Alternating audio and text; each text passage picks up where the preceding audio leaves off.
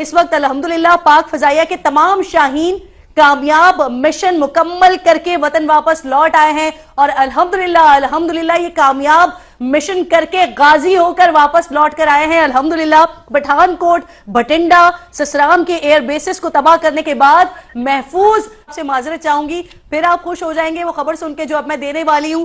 इस वक्त अल्हम्दुलिल्लाह पाक फजाइया के तमाम शाहीन कामयाब मिशन मुकम्मल करके वतन वापस लौट आए हैं और अल्हम्दुलिल्लाह ये कामयाब मिशन करके गाजी होकर वापस लौट कर आए हैं। अल्हम्दुलिल्लाह पठानकोट, भटिंडा, ससराम के एयर बेसिस को तबाह करने के बाद महफूज वापस वतन लौट आए हैं। ये बहुत बड़ी कामयाबी होती है कि हमारे शाहीन जो गए, जाकर उन्होंने तबाह बर्बादी की वहां पर और फिर उसके बाद अल्हम्दुलिल्लाह वापस भी आ गए हैं। कुछ ही देर में इंशाल्लाह आपको स्क्रीन पर तस्वीर भी दिखाएंगे। शर्जील साहब,